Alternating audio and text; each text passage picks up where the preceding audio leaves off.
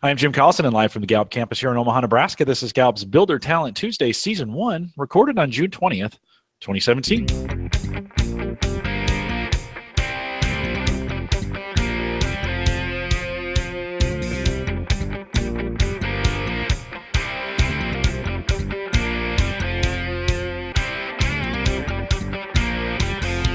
Builder Talent Tuesday is a Gallup webcast series that dives deep into the builder profile talents, one talent at a time, and today's talent is Delegator.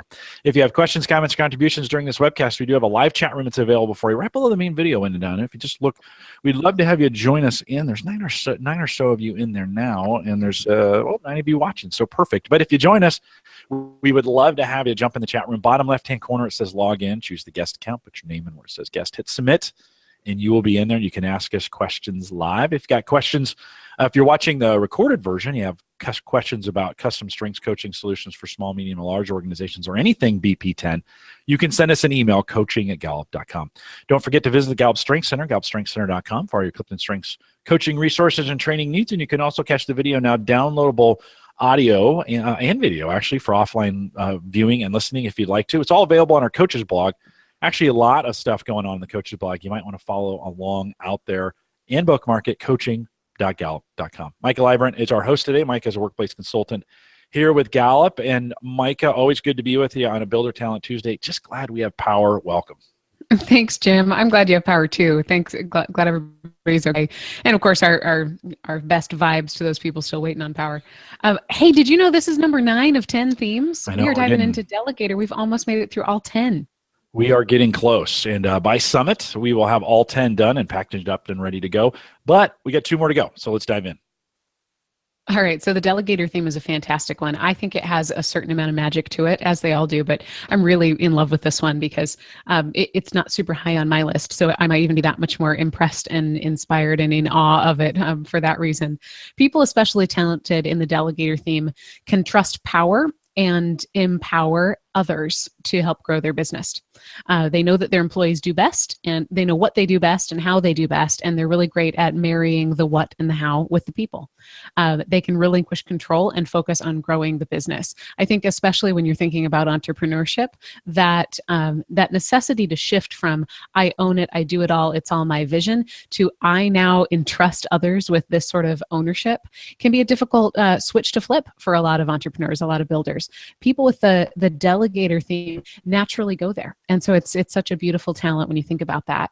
Where does this theme get its power and edge? Well, those with high Delegator talent recognize that growing a business requires that shift from a do-it-yourself style, which is helpful in the early stages, to a handing it over to others style. And that's incredibly necessary if the business is going to grow. So they're willing to relinquish control. They're willing to hand over authority, which in many cases can include willing to hand over decisions and decision-making.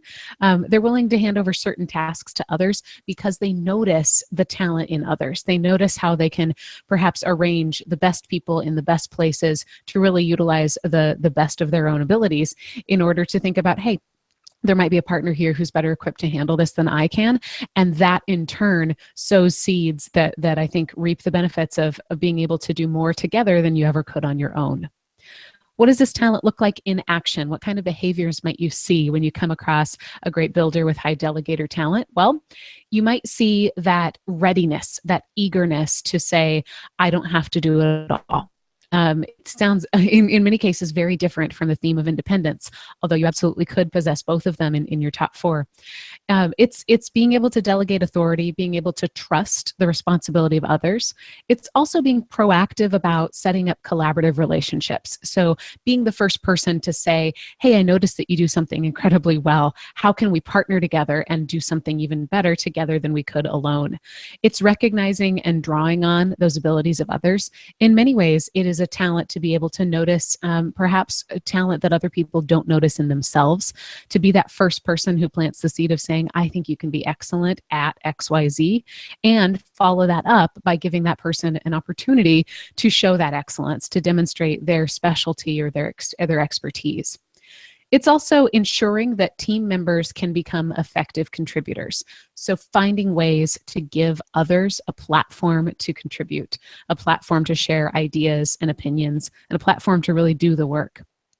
I think those with high developer understand the need for diverse talents. Maybe the opposite of this is thinking that we all that I've got all the right stuff, and that if I could just have 10 of me, we'd be fine. Which, to be totally honest, is a completely normal human reaction to a lot of things, especially when you're talking about growing a business that you own and love. But those with high delegator talent are very quick to say there are skills, there are experiences, there are opinions out there that I don't have, and that if I try to have it all and be it all, I'm never going to be great at really what I can offer. So those with high delegator talent can really be the first person to say a diversity of opinions, a diversity of talents is truly how we're going to grow beyond where we are. There's a lot of forward thinking, a lot of, I think, perspective in delegator because of that. It means that you can see things that perhaps others can't because they haven't happened yet. It's quite a little bit about seeing opportunity and potential. They work on the business rather than in the business. They recognize that shift to being able to empower others versus doing it all. And they're willing to give over authority for certain tasks.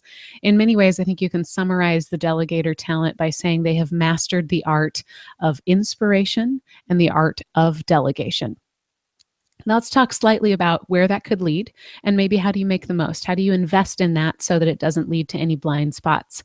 One of the potential blind spots, and I've got 3 blind spots here. The first 2 almost sound contradictory to each other, but in coaching builders and entrepreneurs with Delegator, I found that this really can run the swing the pendulum and run the spectrum of different blind spots. So the first one is you could delegate tasks, but not ownership. Meaning you almost partially delegate. You're very quick to say, I need somebody to hit these milestones. It might be harder for you to truly give up ownership of something larger. Think about this as the difference in running a team versus really running an organization. Are you delegating a task or are you delegating, say, a department? Because those can feel like very different needs that you need to be able to meet. In order to invest in this and avoid that kind of blind spot of partial delegation, set milestones, monitor and ensure progress so that you really can let that ownership go. And that also will help you talk about what does success look like so that you can really trust the folks that you're dealing with in order to own other pieces of your organization. The other blind spot, and this is where I mentioned this is going to sound almost like the opposite, is you could assign projects sort of without check-ins, and that can be risky. You could be too quick to delegate. So make sure that you have a feedback system for monitoring progress and that you're practicing and sharpening your ability to give feedback. That when you delegate something, it doesn't just go completely away, but that you ensure to the people, you ensure to your collaborators that you still have a stake in the game and that they're not off on their own. So again, to invest in that piece, find the best way that you communicate frequently and naturally. Are you somebody who needs think time before you give feedback? Are you somebody who needs one-on-one formalized conversations? Are you somebody who can do this on the fly and who makes it a habit anytime you grab coffee that you're really talking about a specific project? Talk about the end success and not just the success of the task. The third blind spot we have is you could assign too quickly without giving context. Because the delegation is so obvious to you, it's easy to see these moving pieces happen in your own brain and spit out the answer of who to delegate what to. And that could lead to not explaining quite enough of what does success look like or why did I choose you for this opportunity. In many cases, delegation is an opportunity to grow the talents of others. But you can jumpstart that if you make sure that you tell somebody why you chose them, what it is about their talent that you feel like makes them a great fit. Keep in mind, you might be seeing potential in others that they don't see in themselves. And if you don't make that explicit, you miss the opportunity to really harness that talent. Have a delegation process. Figure out what works for you, what works for your organization, and figure out a way that you can create a process and stick to it. In the long run, that's going to build employee capacity and it's going to save you time. So invest a little bit in figuring out the very best way that you can even just go about assigning tasks to others. Do you need to be more collaborative in nature about that? Do you need to be more authoritative in the way that you delegate? It's going to depend on your other themes. It's also going to depend on the nature of your organization. But if you can commit to having a predictable process, I think you can create a lot of stability, a lot of trust, and speed up the ownership that other people are taking of their part of the puzzle. Just a few things. We talk around BP10 around what might be some possible areas of coaching for leaders or builders with these talents.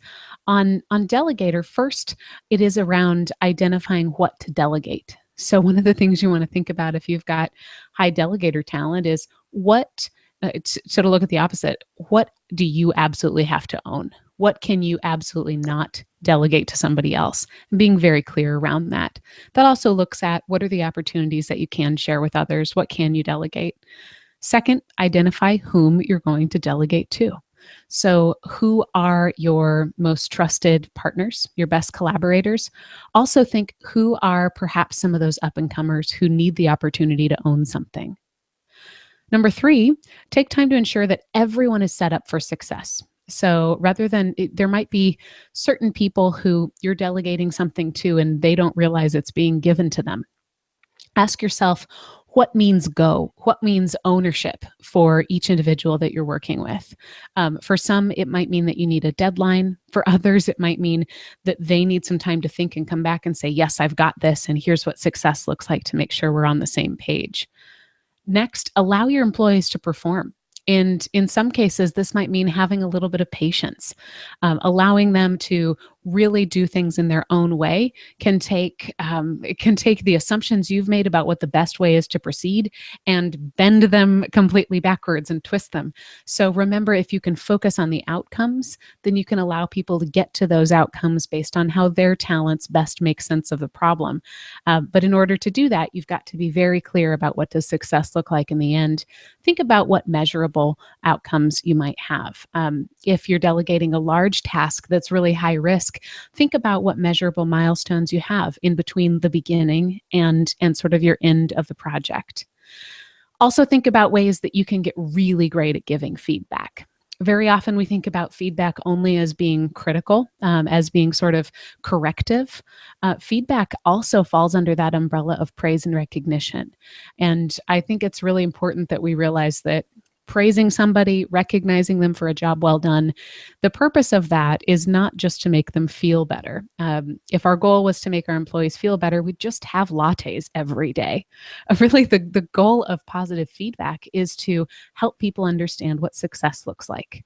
So sharpen your skill in giving both critical and positive feedback to folks.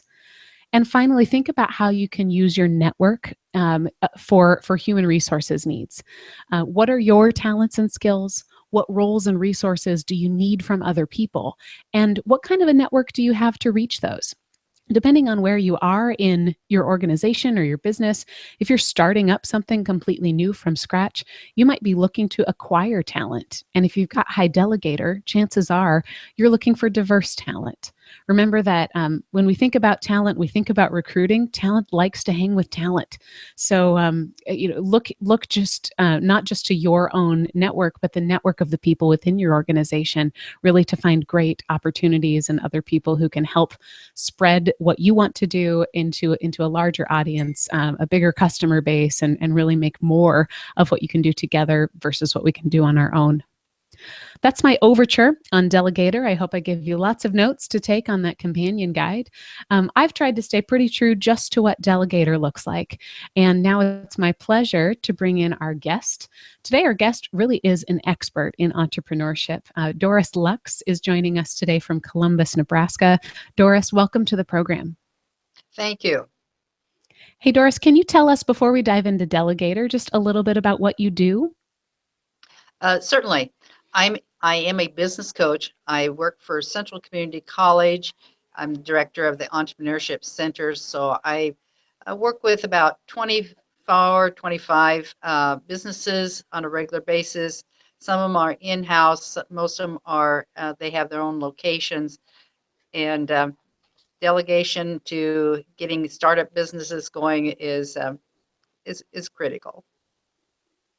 Excellent. So I noticed your top 4 BP10 themes are disruptor, delegator, determination. You've got the triple D right there at the very top, and relationship there at number 4. What a beautiful combination.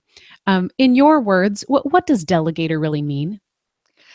Delegator, what I used to teach in the business program, and I'd say, well, delegator means, and I give the old definition of, providing the opportunity for others.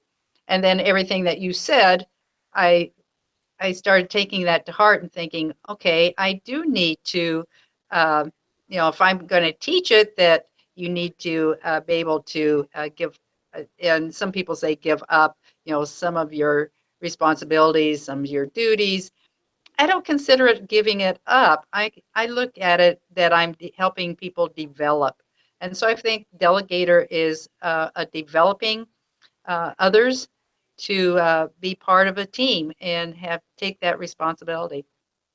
It sounds like there's a lot of teamwork, a lot of collaboration, a lot of shared work, and perhaps shared success within the delegator theme. Can you think about a time that that's really shown up for you, or what does it really look like in your world? I certainly can. I have had several businesses and always worked full time with the college. So it almost became a must to delegate that management of that store, of that business, to somebody. And and I wasn't in the store, so I had to rely on them to handle it. And so that helped me train others, but it helped train myself to be able to give up or to offer that opportunity to others. It's part of learning also to read people. If you assign somebody, this is an opportunity for you, and you get the deer in the headlights look, they're probably not on the same wavelength as you are in that delegation opportunity. I've had just in the past year, I had an assistant, and I always try to, there's not a hierarchy in our office. We all are there to work with and do different responsibilities. And she says, I don't want you to delegate anything to me. And I go, okay. So then we sit down and talk about it. And her definition or her thinking of delegating was, you give me tasks to do and I do them.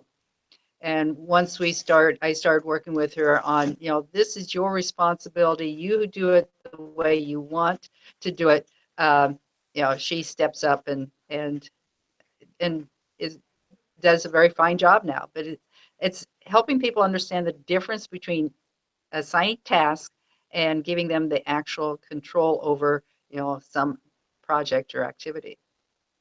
It sounds like it sounds like what you do in place of that task really matters. If I'm giving you a task so that I can go home and sit on the couch, it's very different than I'm giving you a task because I think you're a great match for it. When you're delegating, what does that free you up to do? Well, we all have our own talents and our own skills. And so that's what I look at when I assign a task to someone, that they have the skills and capability of doing that. And then that frees me up to doing what I do well. And that in my situation, that frees me up to have more time to spend with coaching, some of my mentees. I like that. It almost sounds like a like opportunity cost that I learned about in economics class. You spend more time doing what you do really well versus trying to do everything that other people might do. Exactly. In the overture, I mentioned having a process for delegating. Do you have something that works for you, or maybe like a way of approaching a delegation that people tend to pick up really well? Well, the process, I have everybody that in my office do the BP10. Okay. We do that. And then I look at what their talents are. And I look for, I think achievers make good delegatees, because they are wanting to achieve more. And whether they use that term or they use other terms, that I think that's a key. Now, can you create people to become more of a attainable or achievable? No, I think so. I think you can, again, it's kind of like the coach in Nebraska. You have the football coach that stands on the sidelines, and he has trained that quarterback well enough to be his delegation that the quarterback makes the decisions of the plays. Or you have the coach that sends in the plays every time. He's not a delegator. That's how I view the difference. And I don't know much about sports, but I do know in Nebraska that there's a different winning record with one of those coaches than the other one. Okay, can we expand on that style a little bit? Because Rhonda had asked in chat, so a delegator doesn't care how it gets done, just that it gets done. And I actually think there may be a couple different styles of how we delegate. Sometimes we are going to turn that over and we're going to carefully watch and see where it goes and provide some feedback. And there may be some folks who turn it over and say, just do it your own way. Doris, any thoughts for your particular style? Do you kind of turn it over and let it go? Do you kind of monitor it along the way? Is it a hybrid between the two? Can you talk a little bit about that? Sure, Jim. I view it from the perspective of the person that you're delegating to. If they have shown through other delegation opportunities that they can take it and run with it, then I back off and I see them at the end. But if you're just developing a person, then that's probably not a good idea, because what's going to happen is, 2 weeks from now, and you say, well, how's things going? You get this look like, oh, you wanted something, what? And so it really depends on who you're working with, whether you can, turn them loose and let them go. My boss did that and does that to this point. When you said I had the 3 Ds, I come up with a new idea and I said, I think we ought to try this. And he just shakes his head, go for it. If you don't have a person at that level, then you're going to have to kind of guide them through the process. So a lot of it depends on the person. And I've gotten burned that, I thought they were there, and you check on them and they're about halfway where they should be. And you go, oh, well, okay, I need to step back and this work together a little bit more. So do you let them fail first and then adapt, or do you kind of guide them along, watching where they go, and once they show success, let them go? Do you see the difference in that in those two styles? How do you kind of approach that? I approach it that if you talk to my boss, he would say, you won't see Doris until the job is done. And that's because the person's ready. So I'm more of a, stay back and I observe and let them go. If I see they're struggling, then I'd step in. But I'm more of a, I assign it to you, it's yours.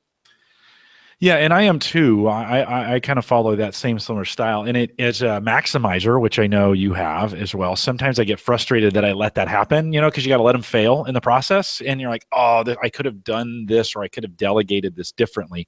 You don't know what you don't know. And so you don't know whether they're going to succeed or fail. So it is one of those, for me as a leader, it's one of those things I have to catch myself on and say, okay, Jim, you started a style this way. You got to let them either succeed or fail on their own, and failure is going to happen from time to time. And I just had this happen to me yesterday afternoon. And so it was interesting. All night I went home thinking, oh, I could have done that so differently. But no, right? It's part of the process that you follow to allow them to kind of fail forward, if we're going to say it in that way, right? Fail to get to a place. I love, Maika, you said earlier, the art of inspiration. And it, right? Doris, do you find that you give people a chance to do something maybe they didn't even think they could do and be inspired by it? Do you have any stories of that where you delegated it thinking, hey, this may or may not work, but they succeeded? Absolutely.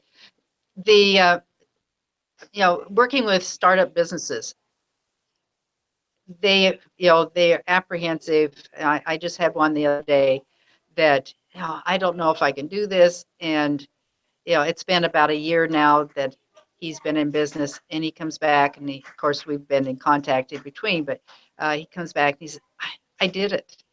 I did it. I'm glad you pushed me out of the nest. And I go, well, I don't know if I delegated it, task to you to push you out of the nest, but that's how he felt.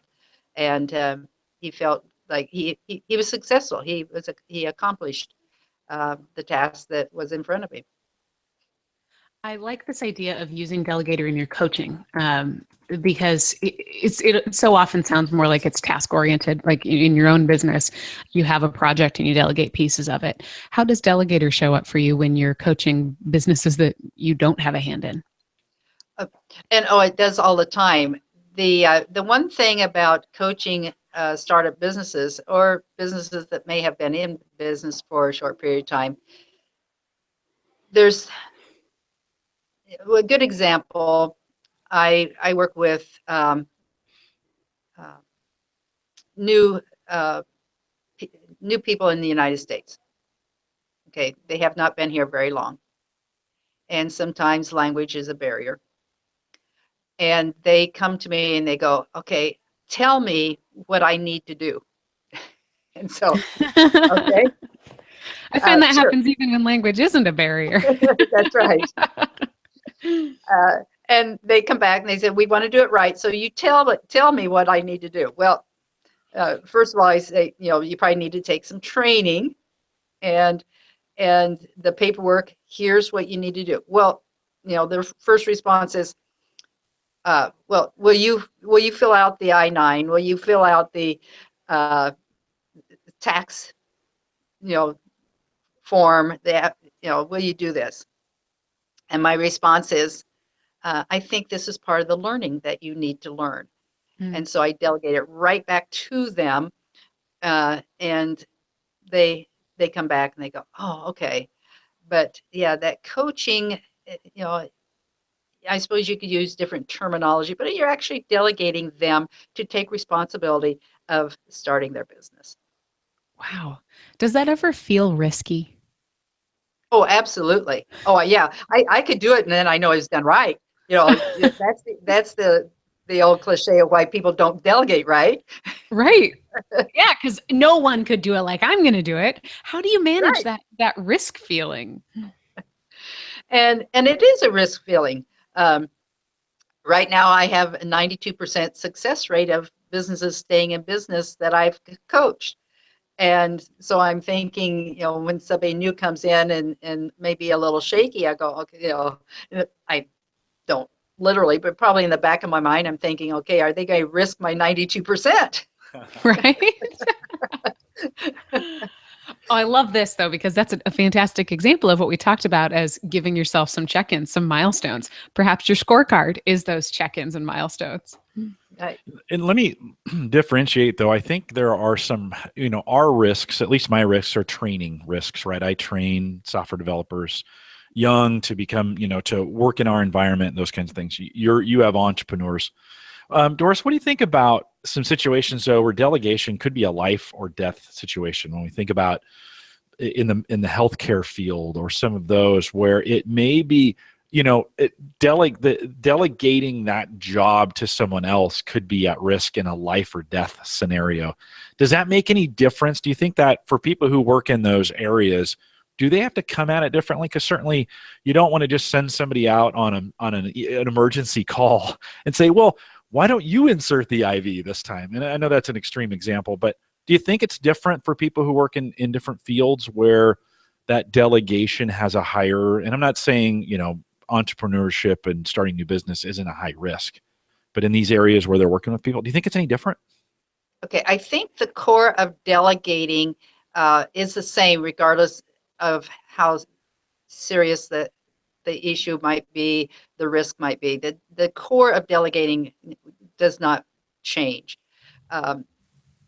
Obviously, taking life into your hands, certainly you would think about, how to do that. But, in the health occupation, you train and you train and you train, and then you have to let them put that IV in. But yeah, the core of delegating, definitely, whether you're on the football field, driving a semi, doing a small business photo shoot, whatever, that risk is real. How this is making me think about not just the job of delegating, but how much safety you have to create in order to make the delegee or the delegate pick up on what you're delegating. Is there an environment or a way that you can create that kind of assurance in somebody to know that it's safe, I can try this, I can do this? Absolutely. That is probably one of the key components in training the delegatee. You do have to train them. You have to train them to feel comfortable, feel safe, feel that you trust them, and that you're not going to, slice their hand off if they don't do the way you want them to do it, or if it doesn't work. We fail as delegators, and we have to make them feel comfortable that it's okay. Failure is part of learning, and if it doesn't work, it's not the end of the world. We'll try it again. I'll catch you before you hit the safety net, maybe before you actually hit the hard ground. You're still going to fall, but hopefully softer.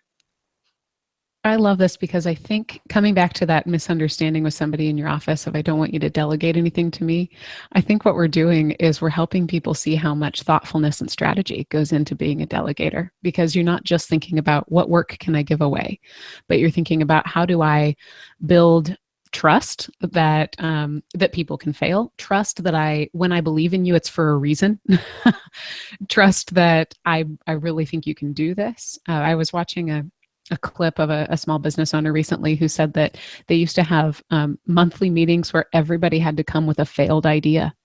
And it was just one way of building that kind of trust, that it's okay for us all to share the ownership, because it means we're all going to share the failure. Right. Yeah. And the other thing is, in that trust is, you mentioned it in your clip at the beginning, recognize when they do a good job, tell them, and you also mentioned feedback, and feedback is critical, that they are willing to share that feedback, and that it's not, you mentioned, telling them what they did right and what they did wrong. I look at it a little differently, that I ask them, how they felt, how, what they may have done differently if they had to do it over again, what changes they'd make, because they can pick out those things they did right and wrong, and them seeing it, helps build them. You're right. And it probably says a lot to your delegator that you're constantly thinking about how can I inspire ownership in other people, to not have them have to come back to you to say, here's your score, but to grow that within them. Gosh, I feel like I'm learning so much. Doris, when you think about your effectiveness as a delegator, are there things you do now that you wish you would have known earlier that make you a better? Absolutely. I would probably do more in the training and development, that teamwork. As you said, one of my strengths was relationships. And so that, building that relationship a little earlier. I'm probably more calm than I was, when I was younger. And years adds to that as well. But working with people, when I first worked, years ago, not understanding, people's traits as I do now, not being a little bit more impatient then probably than now, accepting people make mistakes, and that's part of learning. So yeah, I have grown in delegating. But it's good to hear that you can grow in that, and that's the idea, right? Is that we can continue to build these. Doris, I'm interested in your program, and I think listeners are as well. I'm interested in the structure of your program there at the community college, just how it's kind of laid out. If you were to encourage, if there were other coaches or people that were thinking of maybe starting something like what you're doing in their local community college, can you lay out that structure for me a little bit? Sure. The structure that we have at the community college is that we have a entrepreneurship center, and part of that is the training. So I do entrepreneurship workshops, the basics that entrepreneurs need to know before they get into our program. So they have to go through the workshop first. Then probably 80% of my time I spend actually with businesses, guiding them, coaching them. We always talk about what they need to be working on. They help set that. So each meeting is semi-structured. Do we hold to that all the time? No, because something comes up throughout the week or the month. I had them commit to a 3-year contract. Can they get out of that if they're ready to move on before that? Yes, but that shows the commitment. And then they also have to meet with me minimum of once a month. Most of them meet with me, at the beginning every week, every other day, and then kind of wing them off of that to twice a month or once a month. And was this a program that was set up by the community college first in anticipating this need, or was this something that you kind of stumbled into? How did that work? Okay, a few years ago, Dr. Tom Osborne, as we know, and he was at the House of Representatives at the time, and he got all six of the community colleges together and said, look, if you don't help grow and develop entrepreneurs, our small communities are going to die. And so that was our start. We developed a certificate program. I went out to Massachusetts because at that time they were the forerunner of what I'm doing now, and learned from them that you have to start from ground up, which was kindergarten K through 16 grades.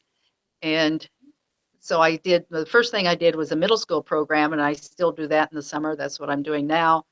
And then I do a high school program and then the college program. All of it is designed that they will have a business up and running by the end of the program. And that sole purpose was to get entrepreneurs to stay in or return back to those small communities and start their businesses. Can you tell us a little bit more about the middle school program? Because I'm so in love with this community focus of entrepreneurship as the ultimate goal. But what does that look like if I'm in 6th or 7th grade? Absolutely. Well, we're looking at if you were in Nebraska, I'd invite you to our showcase Friday. I'll be there in a month. Well, in a month I'll be in Central City, so yeah, come on over. I'll stop by. Okay. What we do is it's typically a 5-day program. We go through, I have an attorney talk to them about legal, insurance, the accountant, the banker for financing, and we literally go through the process as they are starting a business. In the middle school, I have them do product, not service. In high school, they can do a service, but in middle school, they do a product. And so we talk about marketing and targeting. I'm in Schuyler, Nebraska this week, and our target market is they're in a summer camp, and so their target market is youth. So their products have to be related that youth will want to buy them. In the other camps, it's to the general public, so they can be more creative in thinking about products. But they come up with a product idea, and we take it from scratch to finish. And then the last day of the camp, they actually have the product made and they sell it. Wow, that's fantastic. What kind of difference do you see this making? What are some of the effects that you've seen so far? A year ago, I had a young man that came up to me at careers day at the college, and he said to me, "You probably don't remember me." And I said, "Oh, yes, I do." I said, "What are you doing?" He says, "I have my own business. I have a lawn service business." And he was a junior in high school, and I had him when he was in middle school. And he was so shy that he would not even talk to me. And the classroom teacher, I said, "I don't think I'm getting through to this kid." And she said, "Oh, he'll be okay, I think." And he would not participate. He wouldn't talk. We did the showcase. He sold. And at the end of the showcase, I always give a certificate of accomplishments. And he made money. And I said, "You made it." And he grinned from ear to ear. And he said, "Thanks." Wow. That's, when we kicked off our BP10 series, I remember Rod Carr describing why we have this instrument. And he said, if you've got great music talent, Juilliard will notice. If you've got great sports talent, Dr. Tom Osborne's team will notice. If you've got great entrepreneurship talent, I'm not sure we have a way to notice it. And Doris, you've created a way. You've created a way for us to notice it, but also for future business leaders to notice it. Oh, absolutely. Yeah. And for the young people themselves. Hmm. Yeah. A couple questions from the chat room. Andrea was asking, can you say the name of that organization on the East Coast again, that in Massachusetts that you worked with or that you modeled it over? It was a community college in Massachusetts. Okay. We'll look that up. I'll try and get that in there as well. And then how specifically are you using BP10 in the programs that you're there? I imagine it varies from junior high to high school to college, but can you just quick kind of outline how you're using it? It's the BP10 is the first assignment that we go through. They go through it, and then I utilize if we work in groups. If they want to be a partner, a lot of times they'll want to be a partnership, and we take a look at those talents to do those talents match up? Are they talents that complement each other? Are they talents that are going to kind of fight against each other? Think about when you're dealing with suppliers, when you're dealing with customers, you know what your talents, strengths are, utilize those. I'm a firm believer that I got it from Gallup that, you want to build on your strengths and, obviously you don't want to ignore your weaknesses, but, find other people to handle those. And so I use BP10 throughout the entire course in talking and discussing and helping them build to become an entrepreneur. Excellent. I'm curious about partnership. Now back to your Delegator. What kind of complementary partnerships do you look for when you think about a good partner for Delegator? Achiever. Just somebody who can do. Of course. What do great partners give you? What kind of leeway or space or habits or structure do you feel like your best partners give you when they're really honoring and making the most of your Delegator talent? Oh, certainly. It gives me the opportunity to maximize my talents, and it gives me the opportunity to be a futurist. That's not quite the right term that Gallup uses, but is that to see the big picture, to think into the future? What does that look like? Future thinker. Okay. Yeah, gives me time to, what can we do next? I love that. I love that because it helps me really, I think, understand Delegator a little bit more, in that it's not just, again, sharing the work. It is freeing you up to plant more organizations, right, to start more things, to think about what else we can do. And in many ways, Delegator is a forward moving engine. It is, what else can we do? How can we do this a little bit better? I hear a lot of your maximizer there as well, of looking for what could be even better than where we are. Mm-hmm. Yeah, it's always, I think, delegating is always future thinking. We are kind of up against our time. Any final thoughts, Maika? Any final questions? I just want to thank Doris for sharing Delegator with us. What I learned mostly was that Delegator is not just about executing. It's not just about getting work done smartly and more efficiently. It is about strategizing really thoughtfully. So thank you for helping us understand that. More than that, Doris, thanks for the work that you're doing for communities in my favorite state, first, but more importantly for communities really everywhere. I think you are doing a lot of educating and inspiring and delegating these great opportunities, and that is what we hope to do with Strengths, with BP10, with coaching in general. And you're living that every day. So thanks for doing what you do. Thank you. I enjoy it every day.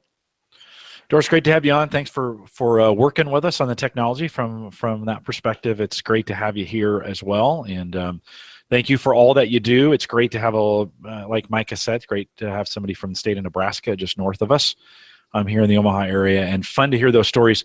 I do think there's a great opportunity, and I want you to weigh in on this thought before you go. I do think it's a great opportunity to get pockets, like we don't have to solve this problem alone. You got some inspiration from Massachusetts, and you brought it to Nebraska. How would you encourage people if they're thinking about doing this in their state? Any recommendations? We had a state senator get started here, but any other thoughts or encouragement you'd give to people to help them get something started like this? Well, I do belong to an international organization called Ed. We have a website, and there's others of me around. And I've gone to other states and helped them as well. So, if they're interested, I can do that too. That sometimes it just helps to bounce it off, or, we can correspond electronically as well. Okay, sounds good. Well, we'll just have them contact you if they have. What's the best way to do? If someone want to get a hold of you, what's the best way for them to contact you? Probably my email. And it's really easy. It's D for my first name, Lux, my last name, Lux, at the college is cccneb.edu. So it's dlux@cccneb.edu. Perfect. Awesome. And don't hesitate if you're listening. If you got some questions around that, we love to connect our guests together, and so it'd be great to have you do that. Doris, again, thank you for coming out and being a part of it today. Thank you. You bet. As we hear the school announcements over the last speaker, that's awesome. And it's great that you were able to come in from the school that you're working in today. And it's super inspirational to see programs like that go on. So thanks for doing that as well. We'll remind everyone to take full advantage of all the resources we have available at the Gallup Strength Center. Just gallupstrengthcenter.com. Send us your questions or comments if you'd like to be a guest blogger from our coaches blog, if you got something to say. And Maika, could it even be entrepreneurial in nature? Would we take some of those things on our Absolutely. Coaches blog? Our goal in the coaches blog is either to help people understand more about strengths or about coaching or about both.